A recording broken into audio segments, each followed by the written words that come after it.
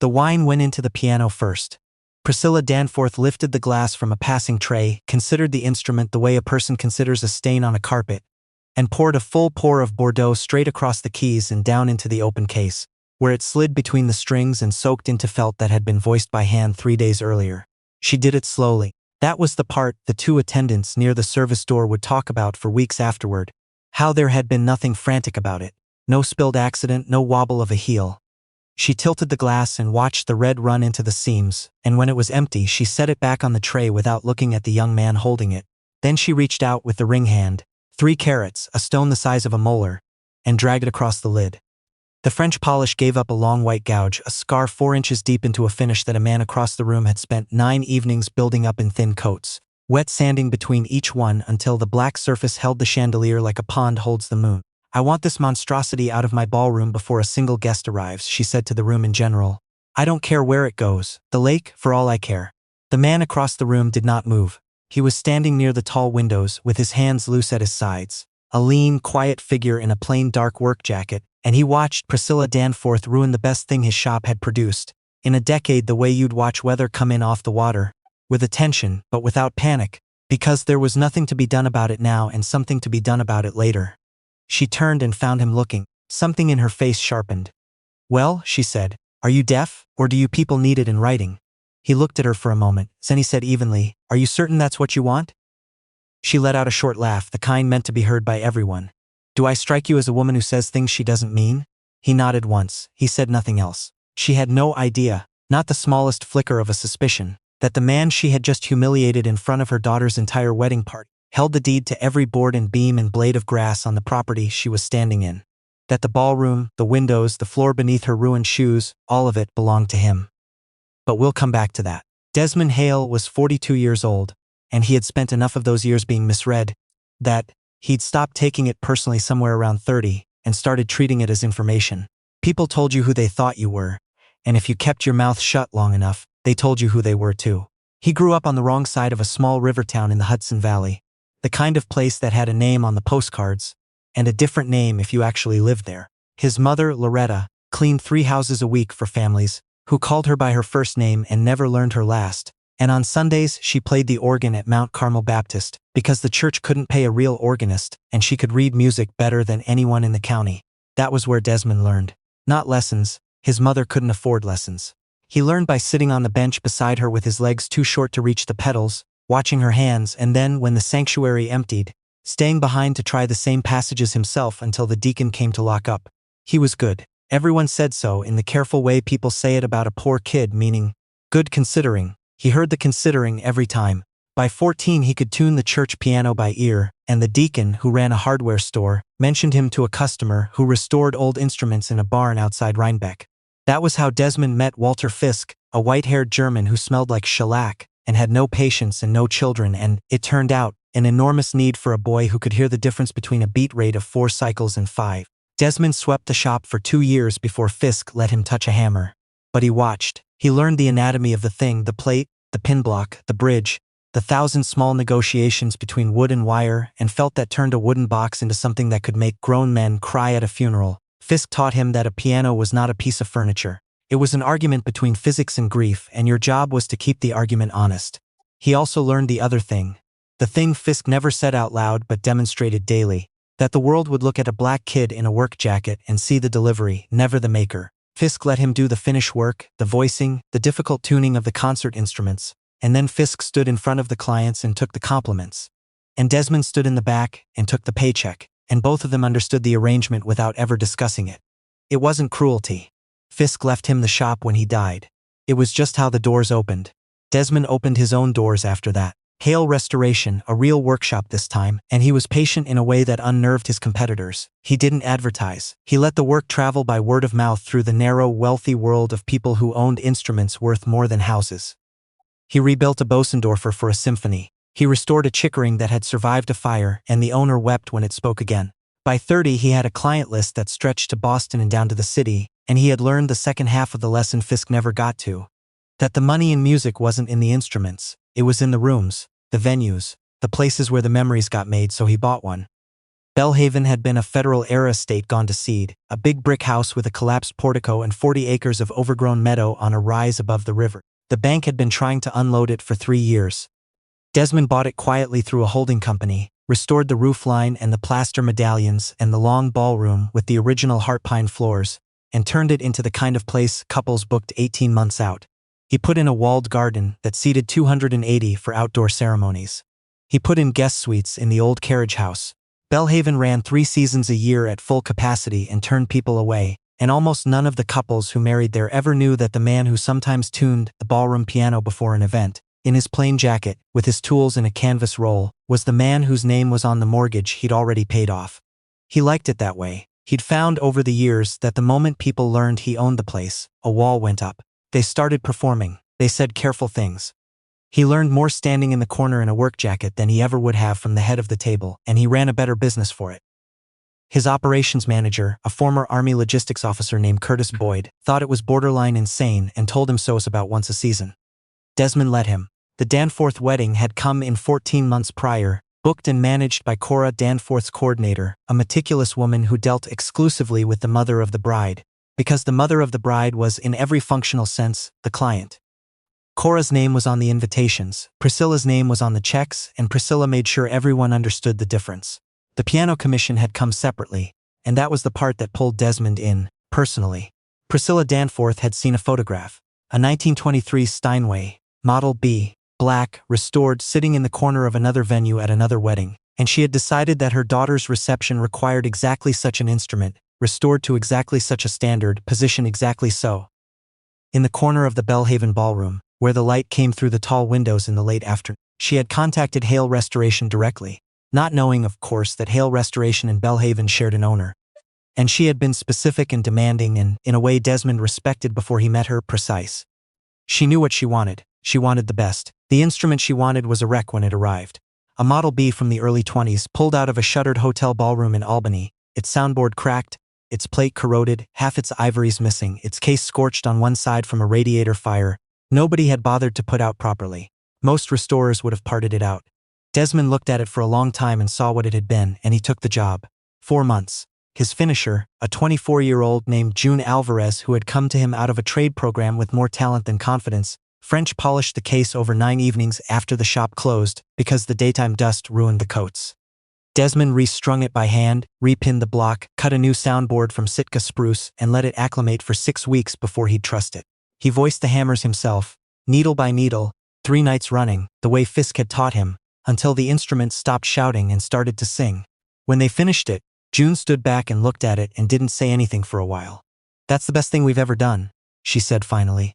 Desmond didn't argue. They delivered it to the Belhaven ballroom at 8 in the morning on the day of the wedding, and June polished the last fingerprints off the lid herself, and by 10:30, Priscilla Danforth arrived for the final walkthrough, and everything the two of them had built came apart in 90 seconds. She came in talking. She was always talking. She swept through the ballroom doors flanked by her sister and by Cora's coordinator, complaining before she was fully through the frame. The calla lilies on the east wall were too tall. She'd said tall 3 times now. The linens were oyster and she'd asked for ivory. There was a difference and she was tired of explaining it. And then she saw the piano and she stopped. Desmond stepped forward. He was in his work jacket. He'd come to make a final tuning adjustment before the guests arrived. The ballroom would warm up as the room filled and the pitch would want to drift, and he liked to sit with an instrument in the hour before an event and settle it. "Good morning," he said. "Desmond Hale. I handled the restoration personally. If there's anything you'd like me to." She wasn't looking at him. She was looking at the piano with an expression he couldn't quite read yet. Then she turned and looked at him, and the expression resolved into something he could read very well. Something he'd been reading since he was 14 years old on the organ bench. It was the small recalibration that happened behind certain people's eyes when they took his measure and found he did not match the picture they carried of who ought to be standing in a room like this one. The finished jacket, the dark skin, the tools. "You did this," she said. Not a question, a verdict. "My shop, yes. My apprentice did the finish work, and the polish is uneven." She walked toward it slowly, circling. "There's a wave in it, there, along the base side."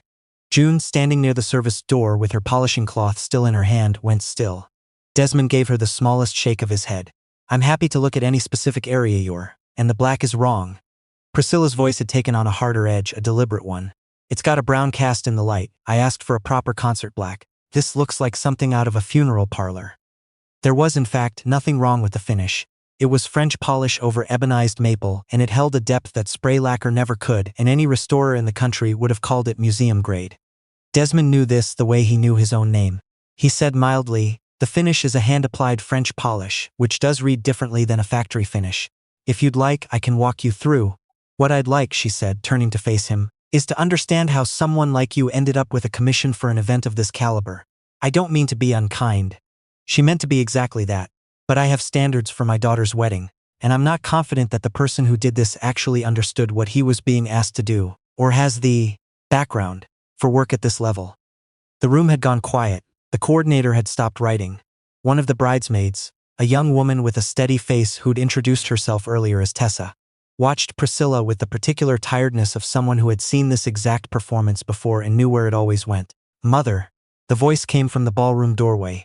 Cora Danforth had come in without anyone noticing, in jeans and a sweater, her hair up, holding 2 coffees she'd walked back from the caterer's tent. A young woman trying to be helpful at her own wedding, which was its own small heartbreak if you knew how to look for it. She was 27, and she had the exhausted, apologetic posture of a person who had spent her whole life absorbing the shocks her mother Sonic sent through every room she entered. "It's beautiful," Cora said.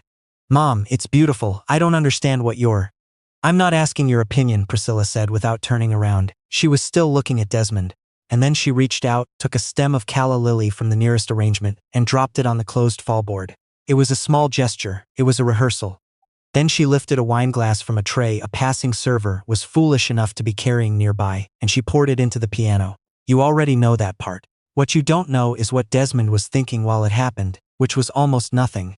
Because a particular kind of calm had come down over him, the way it did in the shop, when something went wrong on a delicate job. A snapped string under tension, a slipped chisel. The calm was not peace. It was the absence of the thing that would have made him do something he'd regret. He stood in the corner of his own ballroom and watched a woman drag her diamond across 9 nights of June's work. And he made a decision, and the decision was patience. "Give us a few minutes to make the arrangements," he said quietly. Then he turned and walked out of the ballroom, down the east corridor, and into the estate office at the end of the hall. The office where, 14 months earlier, his accounts manager had processed Priscilla Danforth's deposit. And he closed the door, and he sat at the desk, and he made 3 calls. The first was to Curtis, his operations manager, whom he asked to pull the morning's ballroom security footage, and to have the 2 service attendants who'd witnessed the incident write down what they'd seen while it was fresh. The second was to his attorney, a dry, unhurried man named Howard Pruitt, who had drafted the Bellhaven event contract 6 years ago, and knew Section 11 the way a priest knows a psalm. The third was to the coordinator, who answered before the first ring finished. "I know," she said. "Mr. Hale, I am so sorry. Don't apologize. You didn't do it. Just keep her on the property. Whatever it takes, tell her we're arranging the removal. Tell her anything. Keep her here." A pause. "And don't tell her why. The wedding was called for 2 o'clock.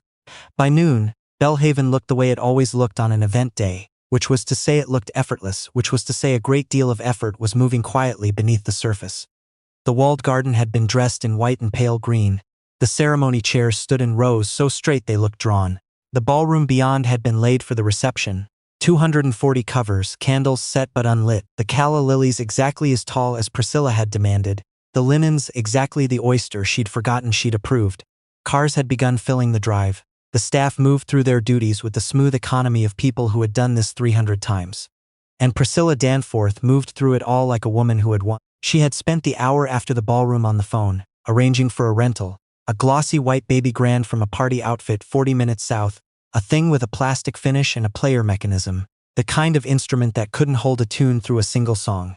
It would cost her a small fortune on short notice, and she did not care, because she had handled it. She had put the delivery boy in his place, whoever he was, and the unpleasantness of the morning was behind her, and the day was proceeding on her terms, the way days had proceeded on her terms for 56 years. What she did not know was that the delivery boy had not gone home. He had changed. The work jacket and the canvas tool roll were gone.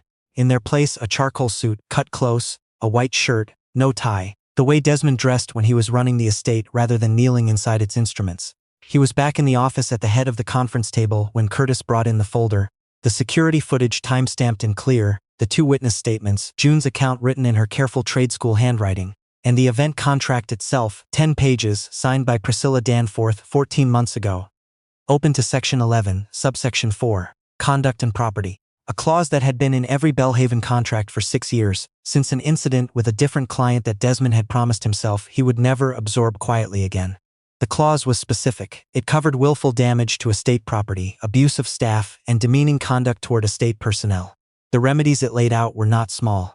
Curtis set the folder down. The rental's arriving at 1. She thinks it's finished. Good, Desmond said. He looked at the frozen image on the tablet, Priscilla's ringed hand mid-drag across the lid, the ballroom of stilled witnesses behind her. Send someone to ask her to come to the office. Keep it light. Tell her there's a small logistics question about the timeline for the afternoon. Curtis nodded and left. Desmond sat in the quiet room a moment, the room Priscilla Danforth had walked past all morning, as though the walls belonged to her, and waited. She kept him waiting 19 minutes. He didn't mind. When the door finally opened, she came in mid-sentence, talking over her shoulder to Tessa in the hall. And tell the string quartet that the Pachelbel is off the list. I've said this. I will not have my daughter walk into elevator music. And then she turned into the room and stopped. The conference table.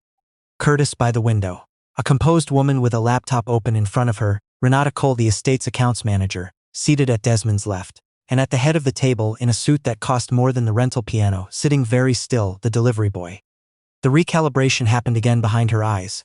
But this time it kept going, past confusion into the first cold edge of something like fear. What is this, she said. Desmond gestured to the chair at the far end of the table. Please, sit down, Mrs. Danforth. She did not sit. Why are you dressed like? I thought you'd gone. I would like to speak with whoever actually runs this venue. There are afternoon details that. I run this venue, Desmond said. A silence entered the room and made itself comfortable. Curtis manages daily operations, he went on, unhurried. Renata handles client accounts. But Belhaven belongs to me, has for 6 years. He paused. I should have introduced myself more completely this morning. That's on me. Priscilla stared at him. You own it, she said. The words came out flat, testing themselves. I do. Out in the hall, Tessa had gone very still. Cora, who had drifted to the doorway behind her mother without anyone noticing, put her hand over her mouth. Priscilla's composure reassembled itself. She was practiced at this, had spent decades rebuilding her face after small collisions with reality, and she lifted her chin. Even so, I don't see what that changes. I have a legitimate complaint about the quality of a piano that. You have a complaint about me, Desmond said. And I have documentation of an incident involving you. He laid his hand flat on the folder. Would you like to go through it? Renata turned the laptop toward the center of the table. The footage began to play, silent, clear, well-lit, the timestamp ticking in the corner. Priscilla approaching the instrument, the slow circle, the comments, no audio but the body language told the whole story to anyone who cared to read it. And then the wine poured deliberately into the case and the ring dragged the length of the lid. Priscilla looked at the screen, then she looked away from it. The instrument was defective. The finish was, the instrument met every specification in the commission, Desmond said. Renata can pull the contract alongside the footage if you'd like to review them together. But that's not really the issue. His voice hadn't changed temperature once. What you did this morning was the willful destruction of property. My property, as it happens. The commission was through my shop and the room is mine. And the young woman whose 4 months of work you poured a glass of Bordeaux into stood 10 feet away and watched you do it. He slid the open contract across the table. Section 11, subsection 4, highlighted in yellow. Beyond the property, he said. There are 3 staff members who witnessed conduct that violates the terms of the agreement you signed. Demeaning treatment of estate personnel, it's spelled out. My attorney reviewed the file an hour ago. He let that settle. I have 2 options I'm prepared to offer you. Take a minute with them. Priscilla did not touch the contract. Her jaw was tight. You cannot cancel my daughter's wedding. I can, actually. He said it without any pleasure. The way you'd report the weather. That's option 1. The clause you're looking at gives me the right to terminate the event agreement for cause. I have footage, statements, and your signature.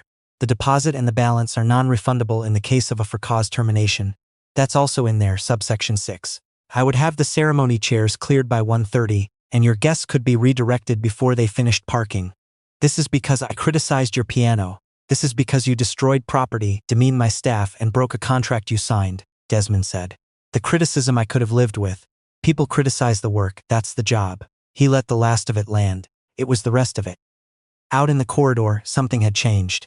Voices lowered but multiplying. Curtis had been discreet, but discretion had limits. When the mother of the bride went missing 40 minutes before the ceremony and the wedding party started drifting toward the office wing to find her. Tessa was in the doorway again. Behind her, 2 more bridesmaids. And behind them, coming up the corridor still in his morning suit with his tie undone, the groom. Elliot Shaw, a quiet man who taught high school chemistry and had spent his engagement being managed by his future mother-in-law with the same weary grace his fiancée managed her, asking someone in a low voice what was going on. And beside the doorframe, half in and half out, one hand still pressed to her mouth, Cora. Desmond looked at Priscilla. Option 2, he said, is that the wedding proceeds exactly as planned and you compensate the shop for the destroyed instrument, full replacement value, and you offer an apology to June Alvarez and to the staff who were present this morning, and a written acknowledgement of the conduct violation goes on file with this office. That's it. The day goes forward. Your daughter gets married in the garden at 2 o'clock, the way she's been imagining since she booked us. Priscilla said nothing. Her eyes had gone to the doorway to her daughter's face and away again. I'd decide soon, Desmond said. Your guests are seated. That was when Cora came all the way into the room. Mom. Her voice was shaking, but she came in. What did you do? It's nothing, sweetheart. A misunderstanding about a vendor. I'm handling it. Priscilla reached for the old reflex, the tone that had ended 1,000 conversations. Go finish getting ready. Let the adults. It's not a misunderstanding. Tessa's voice from the doorway, gentle but without a single hesitation in it, the voice of someone who has been waiting a long time for the right moment to say a true thing. Cora, you should see the video, and Renata, at a small nod from Desmond, turned the laptop toward the door. What followed took about 4 minutes. Nobody rushed it. Cora watched the footage of her mother circling the piano, watched the comments she couldn't hear, watched the wine go in, watched the ring drag its long white wound across the lid. She watched a young woman near the service door flinch and go still.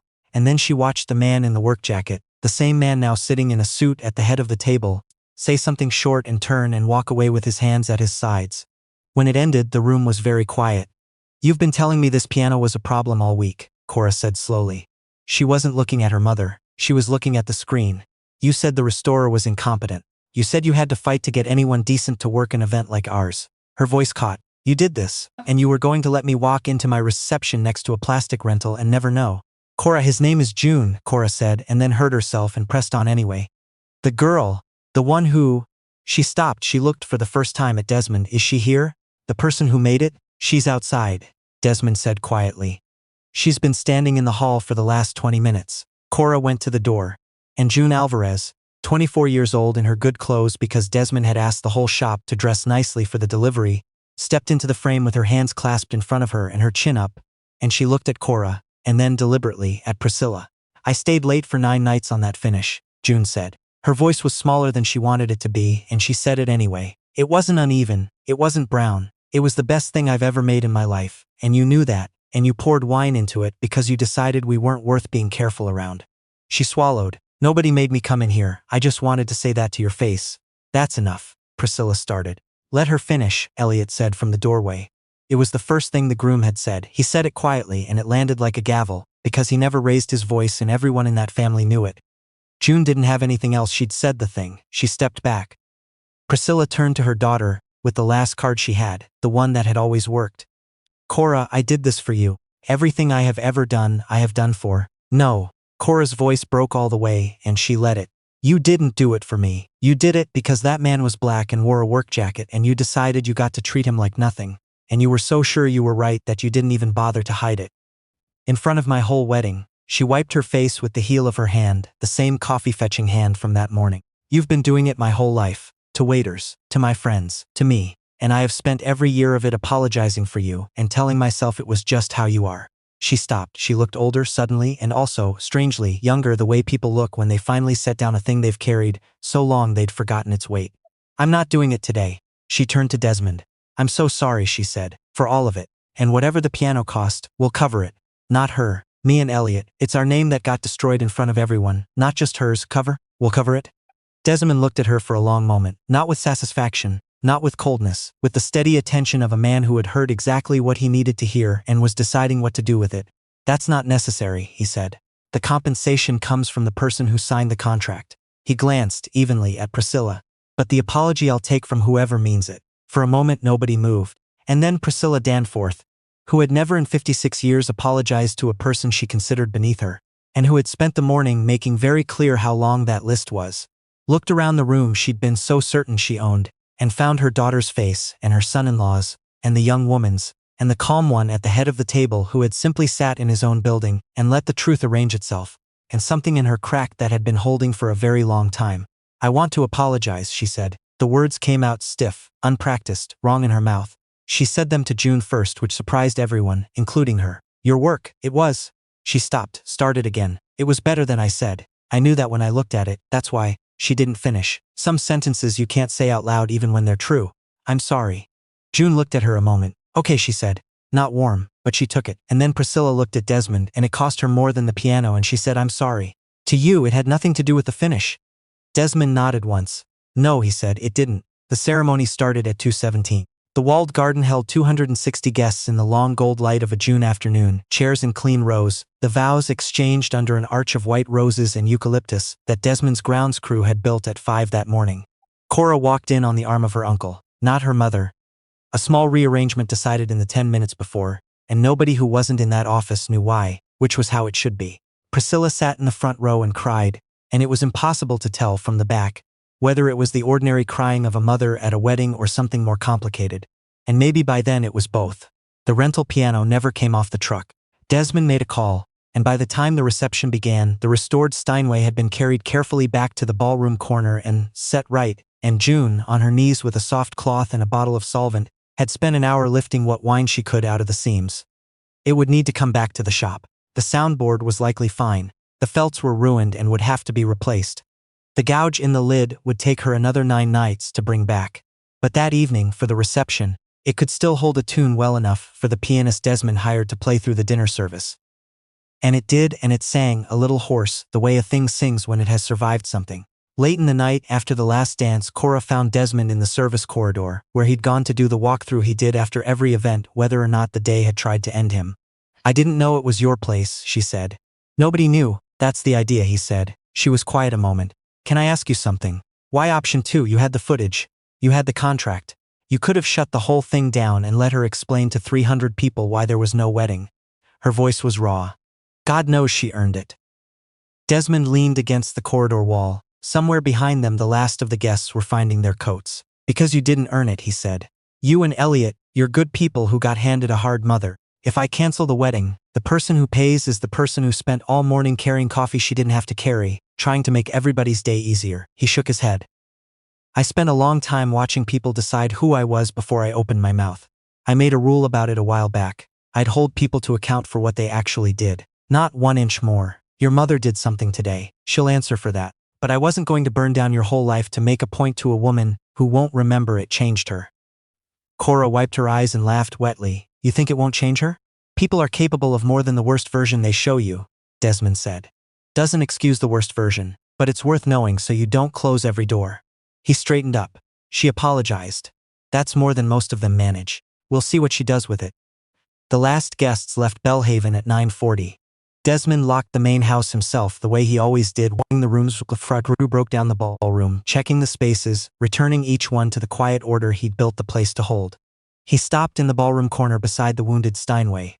June had gone home. In the low work light, the long scar across the lid caught and held it, a white line through the black, and he ran his thumb along it once, the way you touch a scar on your own hand, and thought about the 9 nights it would take to make it disappear, and decided he wouldn't make it disappear entirely. He'd bring the finish back, but he'd let a faint line stay under the polish where only he would know to look for it, because some things are worth remembering by the mark they leave. He turned off the last light and drove home through dark valley with the windows down, the night air coming off the river, cool and green. Belhaven had held 411 weddings under his ownership, and every one of them had been memorable in the ordinary way weddings are. This one, he suspected, would be remembered longer than most, and not for the roses or the vows or the piano that had almost not survived the morning. It would be remembered for what happened in an office at the end of the East Corridor, when a woman who had spent her whole life looking through people discovered that the man she'd looked through was the one who held the keys, and for a young bride who chose on the hardest day to stop apologizing for the person she'd been raised to protect. Some people, Desmond had learned a long time ago, will look at a man and see only what they've already decided he is. They'll look at everything he's built and see only what they've decided he was capable of building. And sometimes, not always, but sometimes, the most complete answer to that isn't a raised voice or a ruined day. It's to stay in the room, to keep the work honest, to let the walls which you built yourself speak for themselves. He'd needle voice the hammers again next week. He was already hearing in his mind exactly how it would sing.